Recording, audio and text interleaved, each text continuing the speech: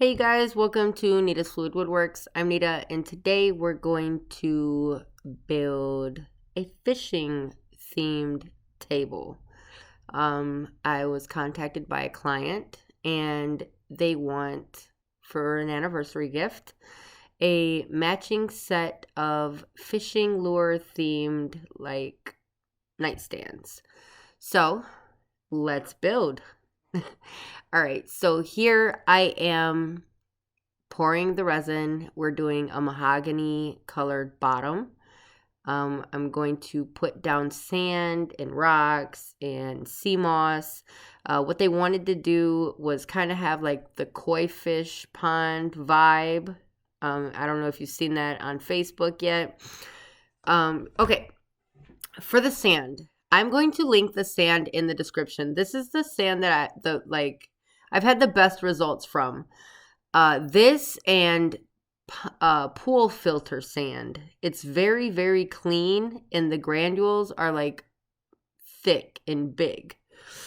So this is the sand that I like. This is what I prefer. I actually used this as grip on my skateboards in the beginning, and it worked really, really good. So here I'm just adding stones. They wanted like the river look and stuff like that. So this is giving it that look that they wanted. All the rocks, me and my 2-year-old Imani, if you follow me on other platforms, then you know that I got a 2-year-old and we like to go rock hunting. We are rock hounds. So we pick all these from the Great Lakes in Michigan, and that's where we get all the Petoskey stones and the agates and things like that. I'm also going to link this sea moss down in the description as well. I have had really, positive feedback with these tables that include sea moss. I just did one with like purple and pink sea moss as well.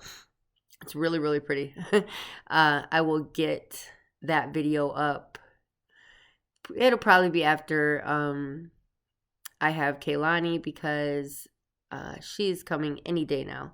So what I was doing is pushing the sea moss down so it doesn't float. The resin underneath it, that mahogany brown resin underneath, is not fully cured. So the sand is going to stick. The sea moss is going to stick. Everything is going to kind of stick to that. And it's able to hold it down so that way it just doesn't float up. So I'm just like tucking it down in there.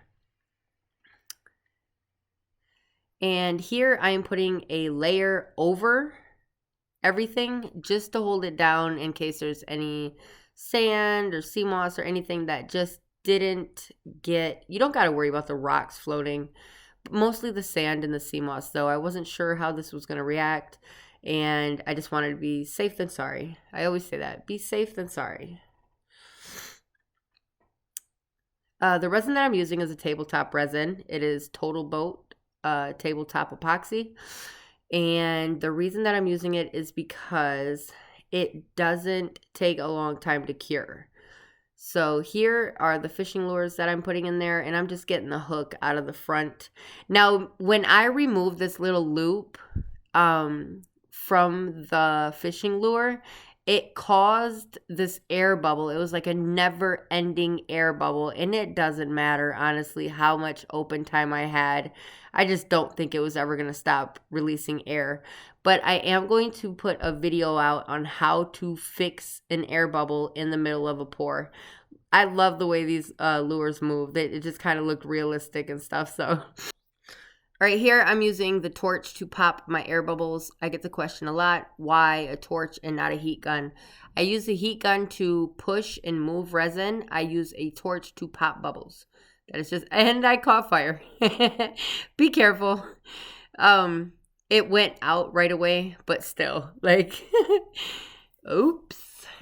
I actually just did that on the last table that I did as well. So, let's see. There's this fishing lure, and what I'm trying to do is I'm trying to get it to stand up. Give the client what she wants, and also at the same time just kind of make it look the best that I can. And I am so happy with the way these turned out. I am going to say right now, if you haven't already and you enjoy content like this, hit that like button, subscribe, and I have so much content coming up. If you follow, you know that I am going to be having a baby soon. I thought today was the day, but not yet. She hasn't arrived yet. So here we are doing a YouTube video. But it is soon. Like, it is coming and it is soon. So while I am down for the count for that, there will be a lot of content coming out. So here I'm measuring for how much resin I need.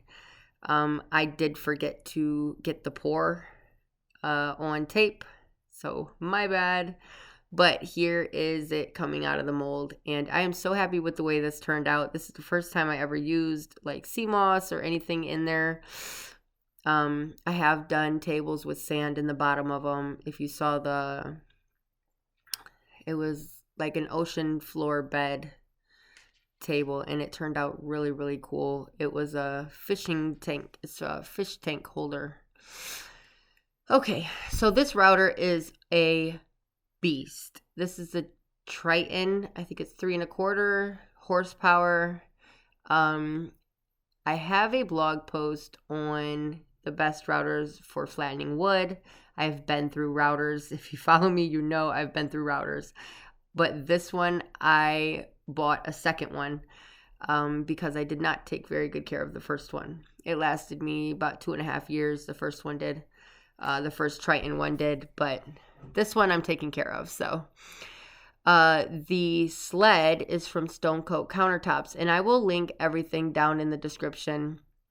I do suggest to flatten before you pour and flatten after you pour. And this is going to just level everything out and give you the best finish possible and just the highest quality product that you can have.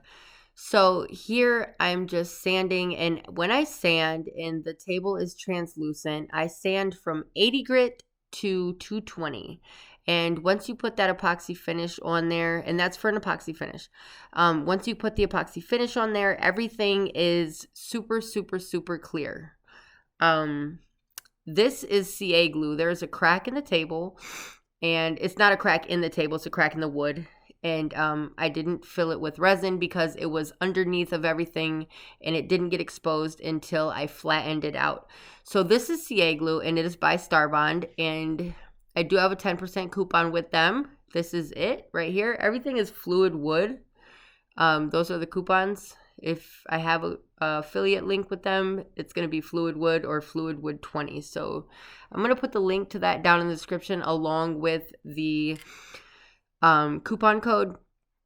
And I use CA glue honestly in every single project, and the reason so is because if you got a hole or a crack or anything in the wood or an air bubble, sorry, I got the hiccups, you fill it with CA glue, you spray the accelerator on there, and honestly, you're done. Like, you don't have to wait for things to dry, and you just don't. Like, you're back to work in literally like 6 seconds. It takes you longer to go grab it off the shelf than it does to actually use it. So here I am doing my epoxy finish. As you can see, everything just gets so much more vibrant and just transparent and beautiful. And this is about wrapping up these nightstands. I do have the other one, but it was kind of repetitive because they are matching. I did do them at separate times though. So, but I love the way this turned out. So I'm troweling out with a 1/8 inch square notch trowel. And the reason so is because epoxy is self-leveling. And that being said, it is up to us to self-level it. If you don't know how to do an epoxy finish, I have a video. I will put it up in the right-hand corner. Or you can just go find it on my YouTube channel. It shows you how to get the perfect epoxy finish. And it will be flawless every time if you follow those tips. So this is what you do. All right, so now you're just gonna wipe your edges, like get the drippies off the edges and stuff, and then you're going to go ahead, get any surface tension, like if there's spaces that weren't hit or like air bubbles like in the resin that you just put on the top. Take a gloved finger and just get the surface tension, just break the surface tension, and then once you hit it with the torch, everything will just level out. I don't suggest using a heat gun, only because, like I said before, heat guns push resin, and we already have it where we want it to be, so I just use a heat gun. This is the way that I get my flawless epoxy finish, and I will not sway from that. Take your time. I come back every probably 5 to 10 minutes for the first half hour, and I just pop bubbles so there's no micro bubbles and stuff. Everything levels out, and it just looks gorgeous at the end. And yes, I said gorgeous. Okay, so this is the bottom of the table. I'm using an angle grinder and a flap disc. It is a 60 grit flap disc, and this is going to get the drips off of the bottom. I'm also going to sand it starting at 80 and going to 150 for the oil finish on the bottom. It's going to get 28-inch hairpin legs, and both of them are. I'm only showing the process of one of them because, like I said, it's just kind of a repetitive thing. If you want to see the other video, just say it down below, like comment down below, and I will do that. I will make the other video, but they're basically the same. They're matching nightstands. So, all right, when you're done sanding, wipe it down with isopropyl alcohol. I use 91% isopropyl alcohol, and then I finish it off with Odie's oil or Rubio monocoat. And I will do a video on oil finishes if that is something that you would like. I do have a blog post on it, but I will make a video. These are just the two that I've had the most success with, and that's it.